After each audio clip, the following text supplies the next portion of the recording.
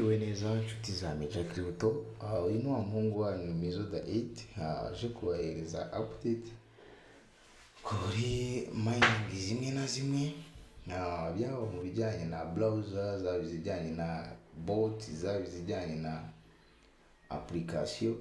Icyo dusabwa ni ukumenya amakuru, ikindi tukamenya kwihangana, ikindi ukakora subscribe kuri iyi channel kugira ngo izajye kugezaho amakuru ku gihe. Ikindi ukareba link muri description, ukajoininga group, ukabana natwe mu buzima bwa buri munsi. So uko bimeze rero, no munsi mbazaniye amakuru kujyanye na Money Dogs. Tujye muri Money Dogs community, niho uri kubona update nshyashya. So uko bimeze, hari ama VIP atatu, cyangwa se ubundi bayita ama regular pool. So uko bimeze, hari sorry gatoya, ni ama pool ahubwo hari VIP pool, hakaba super pass pool, hakaba na regular pool. VIP pool na babandi baba bafite, ni babandi baba barishyuye, barakoze buri kimwe, barapudedinze, baraguze VIP pass, ariko bitavuze ngo n'undi baba baraguze super pass. So kugira ngo batsindire ibiri hejuru. So iya kabiri ariyo super pass pool. Super pass ni babandi nyine baba baraguze super pass bisanzwe just for joining, nk'uko nyine baba barakoze kugira ngo bajoining ama VIP bisanzwe, ariko nyine kuba ari super pass abafite ako kantu, iyo rank yonyine tu. So hakaba hari regular verb. Regular verb ni yacu twebwe tutishyura, twebwe tutagira ikintu twishyura namba, ariho batubwira ngo ni no super pass, no problem, everyone can join and start earning reward. So urumva, niyo abantu badafite super pass, niyo abantu badafite ikibazo mbese na kimwe, buri wese ashobora kuba yajoininga, sibyo? Iya mbere ni y'abantu b'abakapo bafite amafaranga asobanutse, baba baraguze kugira ngo babone amacoin menshi. Iya kabiri ni babandi bagura iranka kugira ngo nyine abe ari hejuru. So reka mbibereke, turasubira inyuma tuze muri bot ngiyi, turasubira inyuma nk'ibisanzwe, tuze muri bot, dufungure,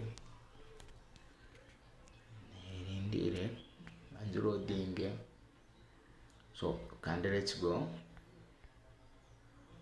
Bibutsa abantu batarajoininga, ni ukuri kw'Imana murimo murihombya, tarajoininga kuko aya makuru yose birabagoye kugira ngo uzayagarure.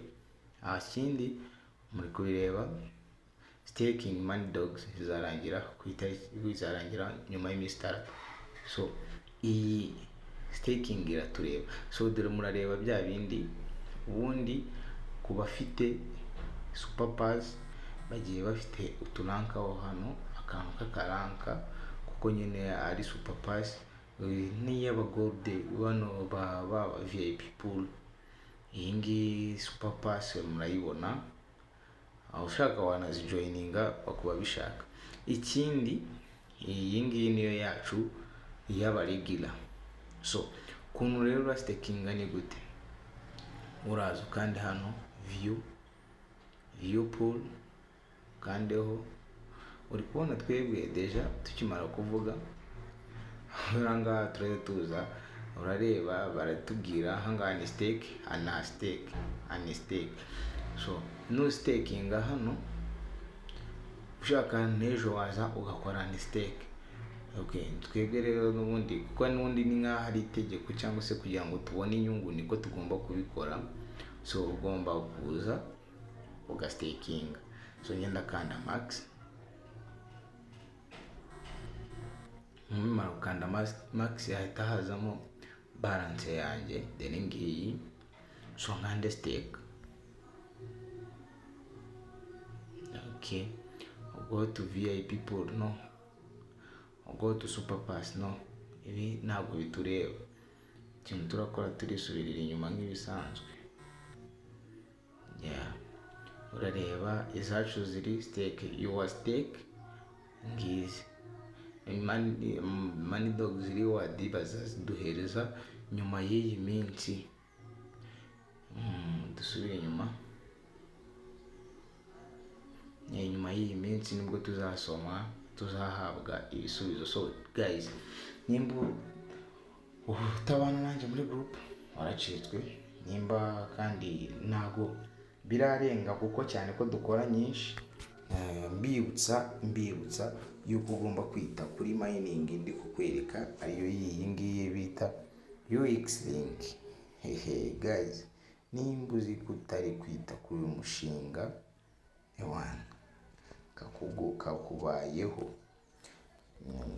nkwereke uko binjiramo, uwo ari wo uwo mushinga, byo ubwawe wigaragaza, ba nyirawo wavuye muri Binance Lab. So ukora ni wallet ariko ina claimingwa ama UP ni token zayo, ariyo ijambo wabahinnye UXUP pin point bisanzwe UX point.